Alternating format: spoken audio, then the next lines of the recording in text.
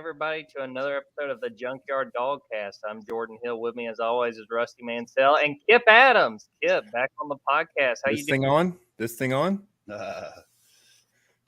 Hey man, it's good to be back, man. I missed you guys. Your beautiful faces, and it feels like it's been a whole off season for me. But yeah, I'm back, feeling pretty good, man. Glad to get back on the pod and plenty to talk about. I know you guys have missed my wonderful, eloquent voice on here. So let's get this thing cranking with a full crew here. Absolutely. Hey, I missed that Braves hat there you're rocking. That's Oh, not this is the gold program, man. I had to get it.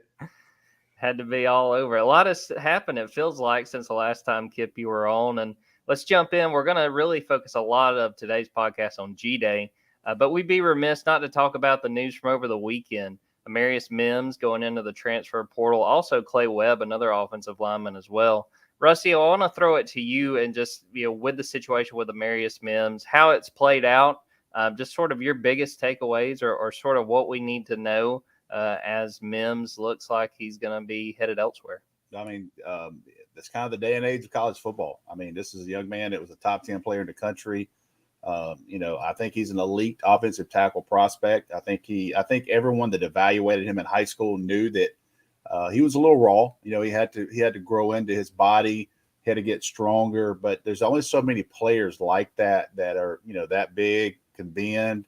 Right now he couldn't really get to where he was that everyday starter. Doesn't mean that his long-term ceiling is not as good as anybody. But right now, Georgia, with a 3-year starter and Warren McClendon, who's probably going to be a team captain, and then you got Broderick Jones at left tackle now. I do think that Mims would have played some. He's just too talented. I think he missed 4 out of 8 spring practices that he was there for. So, it's kind of hard to kind of get your footprint into that lineup when you're not practicing as much. But, I've said it on the board. I don't want to sugarcoat it. This guy has a huge ceiling left in him, but he needed some time. And right now, I guess he feels like he's ready to play.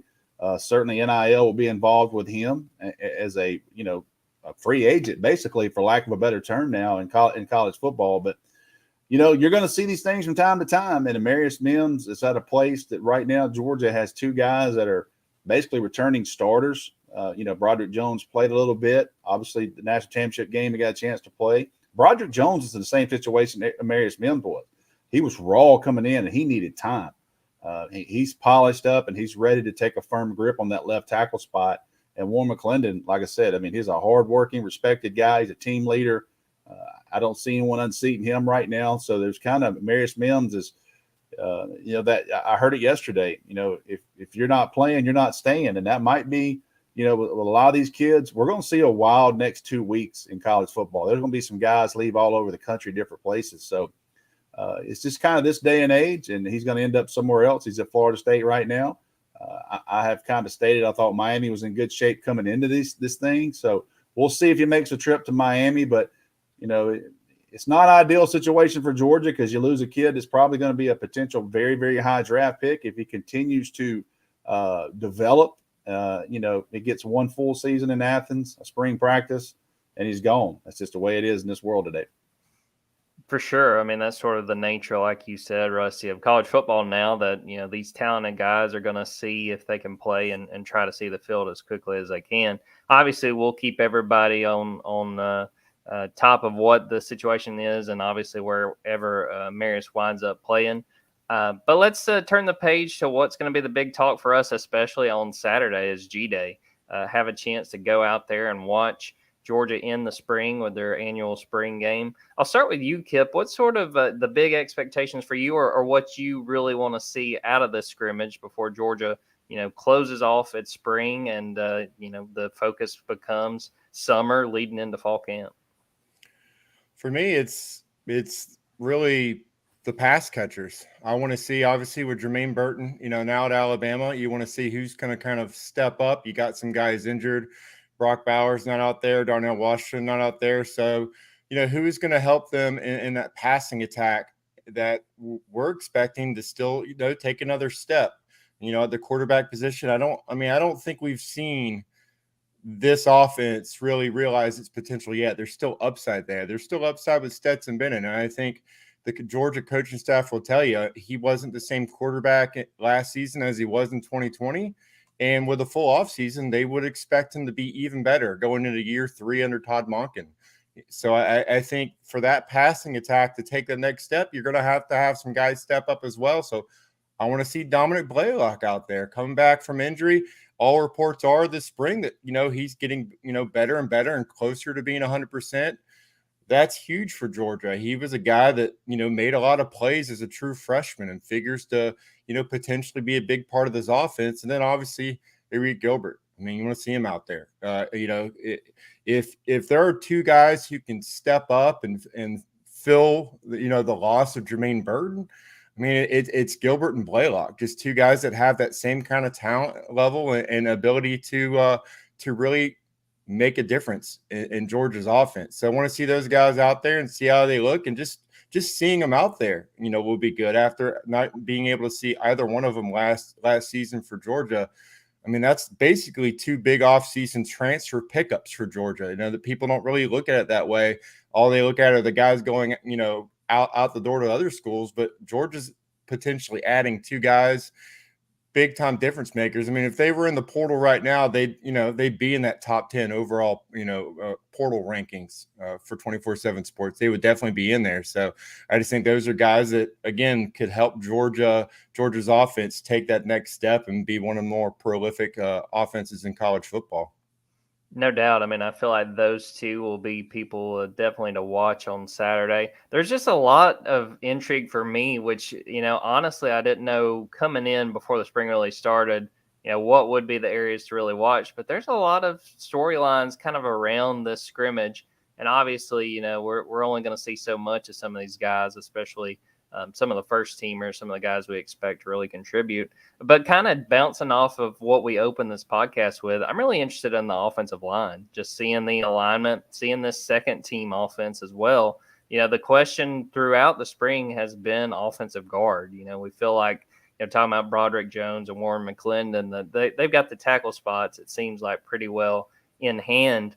But who's going to be those guards? And do we see them kind of mix and match, when you have the first teamers out there, guys like Xavier Trust and Devin Willock? I mean, some of those guys that we've had a chance to talk to, too, who have talked about the competition. I don't think anyone has really shied away from saying that there's several guys that have been in the mix. The other day, Kirby Smart talked about Dylan Fairchild, who he said had sprained an ankle at one point, but was still out there competing. It's going to be really interesting to me to see what this looks like. Also knowing that we're probably not going to decide anything definitively right now in the spring. This is probably going to be a competition that goes into the fall. Again, when you have a guy like Tate Radledge that, hopefully by the fall will be back in the mix. That to me is going to be really interesting to just see how that plays out. Who is in the mix there, and even just seeing how the offense sort of works behind them, how those quarterbacks are able to work with those linemen. Because the biggest thing that, we hear over and over is just that you need those 5 to be all on the same page. We talk about talent, we talk about guys that have the ability, but those 5 up front have to work together. And Saturday will be really our best chance yet to see some of the combinations and how effective they can be, and maybe give us an idea of what we could see in the fall. The depth, especially at guard, is where, the Dylan Fairchild and Micah Morris and all those guys, you want to see how those guys play out. And I think MJ Sherman's a guy that we should see, for the first time, like meaningful minutes for him. This is a young man that, Georgia won a big recruiting battle for, coming out, and he was kind of buried in the depth, and you see what kind of depth he was buried into when, Jermaine Johnson's a guy that was buried in that depth. He's going to be a top 15 pick. And, that kind of shows you what that room was like. So now it's his turn. He's waited his turn. So let's see what MJ Sherman can do and things that he's able to kind of bring to the table and see where those guys are. Thinking about it last night in the room, here's a guy, Marvin Jones Jr., really impressed me out in Texas, not even here yet. So edge outside linebacker, Robert Beal back, Nolan Smith back. Who's going to be those guys that's going to step in? Because Georgia has shown they're about 3 or 4 deep. They try to play 3 or 4 guys there throughout the course of a year. So I think MJ Sherman's a guy I really want to see. Ernest Green, an offensive lineman that I got a chance to see out in Texas that is here. Have heard good things about him this spring. So I hope Georgia's not too banged up. I know it's been a pretty rough spring with injuries, and it sounds like some concussion type deals. So I hope a lot of these young guys get to play. We'll probably find that out a little later tonight what the actual rosters are. Yeah, Kirby had mentioned that earlier this week on a radio hit, just talking about trying to get through the spring healthy. And a few other guys I'll throw out there too that I'm really interested in seeing. A guy, I feel like I wish I had $1 for every time I've said his name on this podcast this spring, but Jamon Dumas-Johnson, the guy they call Pop. I mean, it seems like from every scrimmage, from every time we've talked to guys on defense, his name keeps coming up. This will be our chance to really watch him, you know, at a very important position for Georgia. You think about the inside linebackers and some of the injuries they've had to deal with Smile Munden, with C.J. Washington. You know, they need somebody like Pop to step up and make plays. Saturday, we'll get a chance to see if he's really capable and what he's able to do, because that might be someone that we see really unleashed by the time we get to the fall. Yeah, definitely. And then for me, you just continue on looking at some of the younger guys. I mean, who's going to step up as far as, you know, safety? Some of those guys are banged up. Chris Smith banged up out there. I mean, is David Daniel ready to take that next step and start to, you know, be comfortable on that back end? Because that is kind of a position that, I mean, they continue to have kind of some depth issues there. And so, you know, with Dan Jackson, Chris Smith, William Poole, those some guys with experience, but you know, the next group, there are a lot of question marks out there on that back end. I think that, you know, the secondary, it seems like it's a position with a lot of changeover year to year for Georgia. They're continuing to have to, you know, plug some new guys in there. And we saw last season, that was like the biggest question mark going into the offseason was, you know, this secondary just lost all these guys to the first and second round NFL draft, and they turn around and, you know, it was one of the best units in college football. You know, now here we are again. You got Lewis Seen probably going in the first or second round, and, you know, Darion Kendrick, they plugged him in, you know, without knowing what they're going to get in the portal. How is this secondary looking going into the offseason? So that's I just want to see how that next group of guys, some of these young guys that they've signed, you know, maybe some of these true freshmen, if they're ready to step in and play a big role in year one. Yeah, to that point, Kip, you talk about the secondary, and you already had a guy like Tyke Smith that, you know, was coming off an injury last year. That's one less option they've had through the spring. And Chris Smith talked to us, I guess that was sort of early in the spring, about them getting a bunch of younger guys in the mix at the safety spot opposite him. So this will be a really good chance for us to see how those guys are developing and if they have the potential to play come the fall. You know, the biggest thing that always sticks out to me about GDay and about any spring scrimmage for any college team is just how valuable the opportunity is, especially for these young guys, for these early enrollees. You look at Georgia, 18 early enrollees. This will be their chance. While it might not be a full Sanford Stadium, and based on the weather report, we need to really hold out hope. Maybe we won't be dealing with rain, but not looking promising as we talk on Thursday morning. But it's a chance to play in, you know, probably one of the bigger crowds, probably the biggest crowd that they've played in their high school careers. I want to throw it to you, Rusty, just how valuable is a game like this, especially for early enrollees, to get them out on the field, between the hedges in Sanford Stadium, and for them to kind of get a feel for what it's going to be like if they are, you know, thrown into the fire by the time we get to the fall. You know, not only the crowd, which obviously is going to be affected by weather, but being on TV. I mean, this is their first chance for the Bulldog Nation to see these guys. First time for them to kind of, you know, you say live bullets and those types of things. I got my guy Victor Lowe is back in here from Asia. Got a couple guys from Hong Kong. This just commented in. So we're actually worldwide this morning. It tells you that this starting to the tension of Georgia Bulldog football is starting to pick up. So those are prime examples. Those gentlemen right there, you know, in the Far East here are going to get a chance to see these guys for the first time. But I think as a player, to be able to get out there, you know, knowing that it's assimilated down in distance, and, you know, no coach is going to stop the play if it's a penalty. those types of things. Kirby will probably be yelling behind the line of scrimmage, but this is going to be a scrimmage game is as close as you get, and you have those fans. You hope the weather holds off because GDay under Kirby Smart has been packed house, and you start seeing all these coaches and places. And I see Brent Venables. The minute he got to Oklahoma, he started chanting about their spring game, trying to get crowds, which was 93K day. That was the first thing Kirby Smart ever said at halftime. They introduced him. And I'm thinking, this man, ain't no way this man's getting 93,000. Well, he didn't get 93,000. He got about 113 because there was 20 people on the bridge, 20,000 trying to get into the stadium. So GDay under Kirby Smart's been really special. Kip's probably wrote about it 100 times. DeAndre Swift made the comment when he saw those fans at GDay, he was done. So it's important for recruits to see this thing. It's important for recruits to see young kids playing, getting meaningful minutes.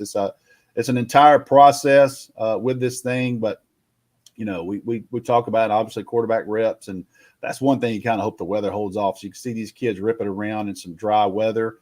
I believe that Brock Vandergriff, Carson Beck, and obviously Stetson Bennett will all get some reps of the ones at some point to let those guys. It's such a different deal when you got Warren McClendon and Broderick Jones, up under center, and you got a few seconds to kind of let the play develop and evaluate. So again, we'll see how they split tonight, see how they split the teams up and those types of things. But for a young player, an early enrollee, it's invaluable because you kind of feel like, I would imagine, at the end of this, hey, I really am a Georgia Bulldog. I just went through a spring practice. I just played on ESPN. I just played in Sanford Stadium. Your focus is final exams and getting ready for the summer because the season will be here before you know it. Yeah, Rusty, you mentioned that very first spring game for Kirby. I think there were people standing in the dang stairwells, man. I mean, it was nuts. The view I had, I actually went up because I was on the field a little bit, and I actually went up into the stadium and walked through the club level of the closed end. And I remember looking and seeing the bridge and the stadium, the road there. There were people that couldn't get in. And I was like, this is absolutely nuts. I mean, this is nuts that they brought this many people. So it kind of set the tone for GDay. And ever since then, GDay has been a big deal. Well, we're going to take a quick break, but we'll talk a little bit, throw out some guys, some of those younger guys that we are really interested in watching, and also talk about the recruiting ramifications of GDay, maybe some guys we'll see. And we'll also talk a little Georgia men's basketball, a lot going on there.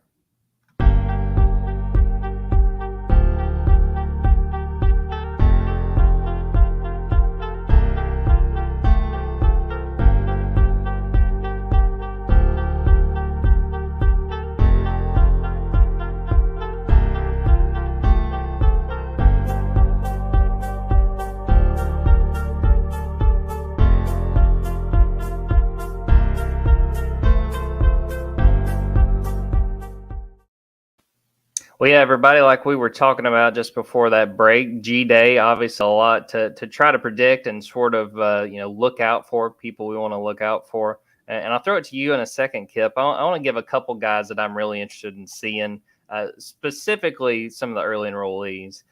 Receiver Denylon Morissette, we've heard some really good things about him. Lab McConkey had some nice compliments for him. He and Chandler Smith are two of the receivers that have come in that are early enrollees. Don't know really what to, sort of predict with Chandler because he's been in a non-contact jersey coming back from a meniscus repair. So sort of hard to, predict or project what he'll be able to do in a scrimmage like that. And they may try to take it easy on him. But Denylon's a guy that seems like he's at a position that is, as far as depth, is a real question mark for Georgia at receiver. To get a guy out there to see what he's able to do, I'm really interested in that. And then another guy that we've talked about a good bit, Oscar Delp. Again, we talk about how loaded these tight ends are and trying to find time and find a chance for these guys to see the field. But just to see how he works, whether it's with the twos or if he even gets any reps with the ones, heard a lot of good things. And we know, obviously, he was talked about a good bit as a really prime prospect, a guy that a lot of teams were interested in. Obviously, he decided to stay home and go to Georgia. So this will be his first chance to really show out and to be in there in Sanford Stadium, have a chance to watch what he's got. Kip, are there any of those early enrollees you're particularly interested in seeing, guys that you're really going to keep an eye on Saturday? Yeah, I mean, don't want to steal Rusty's thunder here, but I want to see Brett Thorson. You got Jake Camardo going off early to the NFL after having, arguably one of the most consistent yet inconsistent careers ever for a Georgia punter. I mean, for the fact that he has the highest, punting average ever for a Georgia punter, you wouldn't think that just because, it's hot and cold games when he's on, though, he had one of the strongest legs in the country. And I think he'll be one of the, top 2 or 3 punters drafted at the end of the month. So who's going to replace him? Well, I mean, an Australian coming in here and Brett Thorson, who, hasn't, got his scholarship basically through the Australian rules football and with the pro kick and all the guys that, they've put into the league. Are we going to see potentially a different style of punter out there, and how is he going to look? He's never done this, in front of a crowd at all.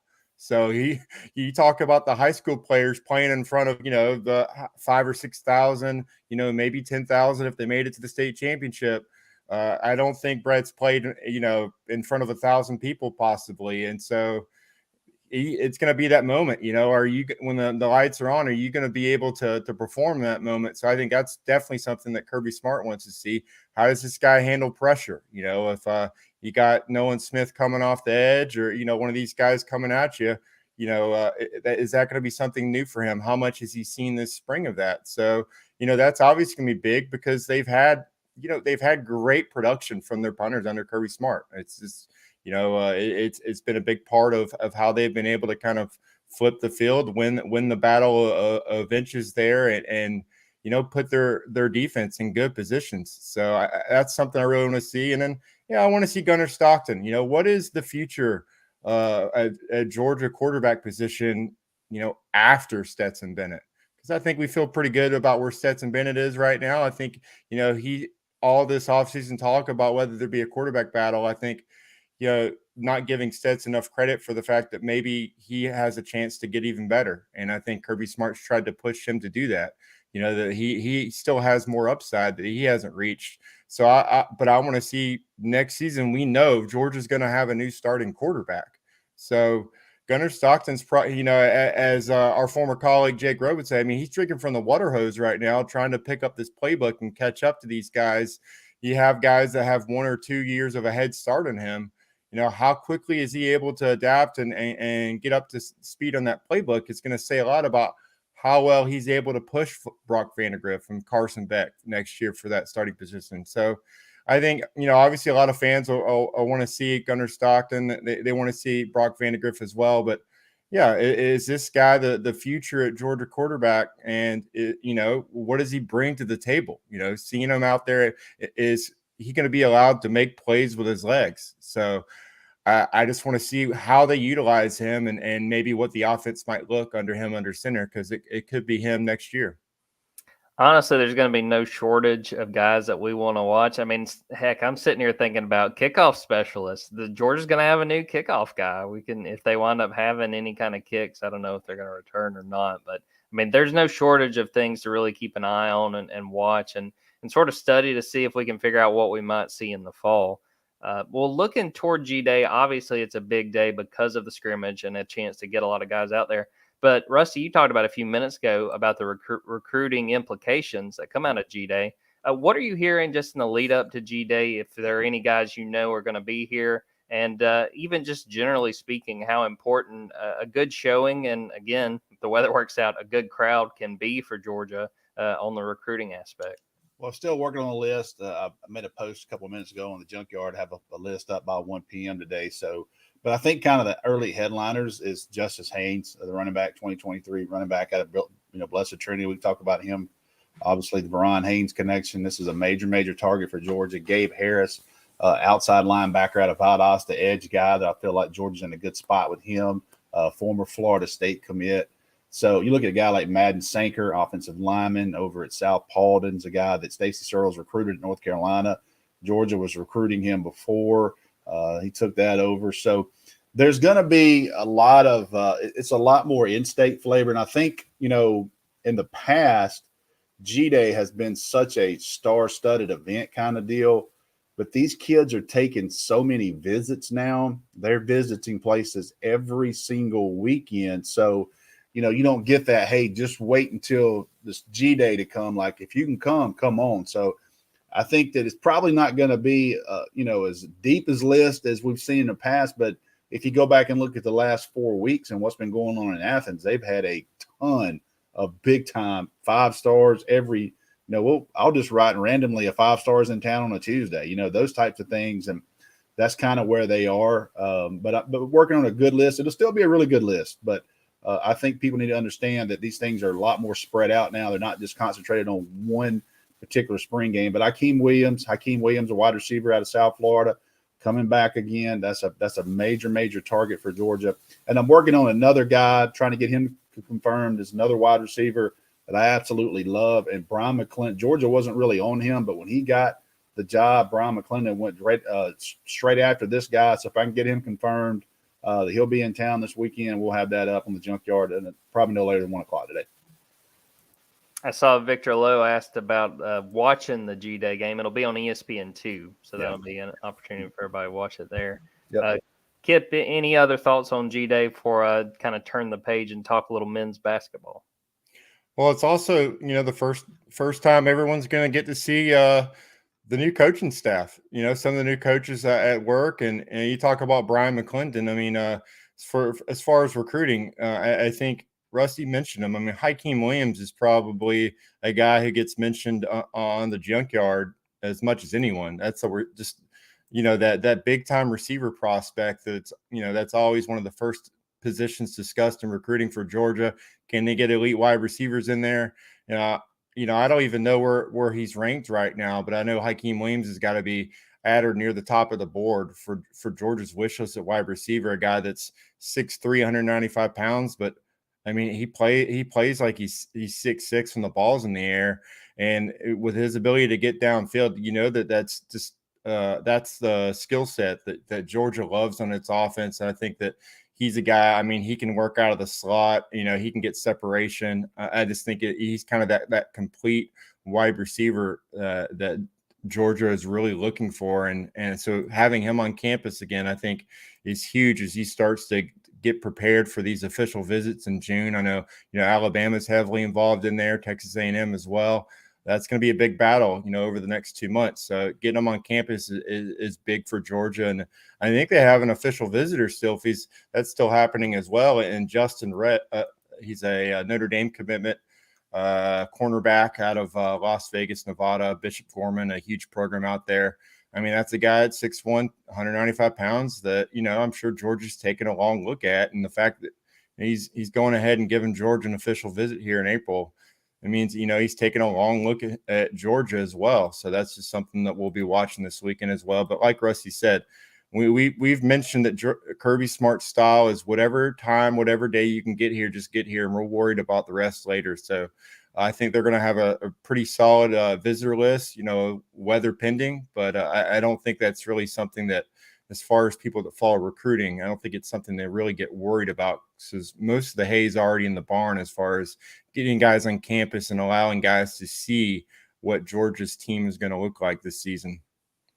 We'll be all over GDay, have you guys all kinds of content and all the stories coming out of the game, and also the people who wind up being there. I also want to talk about Georgia men's basketball. I got to say Wednesday was a really big day. Got to consider it a win for Mike White. It's a week that started off with him finishing off his coaching staff, hiring an assistant from Clemson that played at Douglas High School in Atlanta, getting some really good experience. But then Wednesday, you get the news that Cario Oquendo is not going to transfer. He had entered the portal back on April 6th. He decides he's staying at Georgia. I don't think you can really argue, given the entire season, he was probably Georgia's best player, albeit that was on a 6-win team. Looked really good. The fact that he's going to stay is big news. And now I'm really interested to see sort of the domino effect, having a guy like Cario coming back.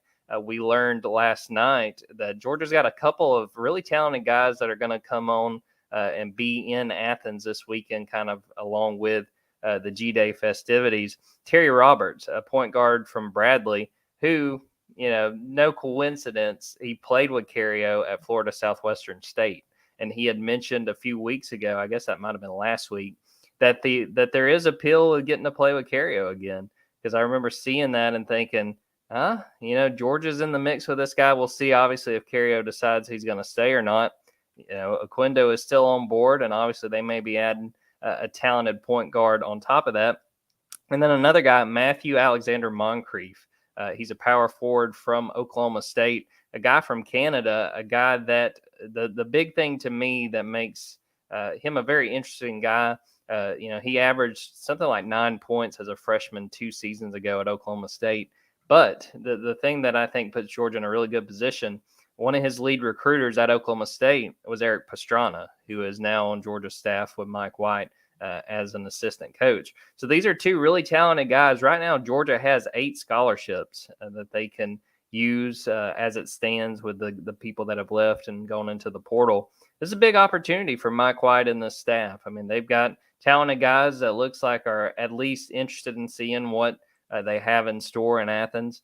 Terry Roberts talked to one of our coworkers at 247 and talked about the fact that Mike White is really selling that they want to get Athens rocking again. I mean, essentially, they want to make Georgia relevant in basketball, which, when can you say was the last time Georgia was truly relevant in men's basketball?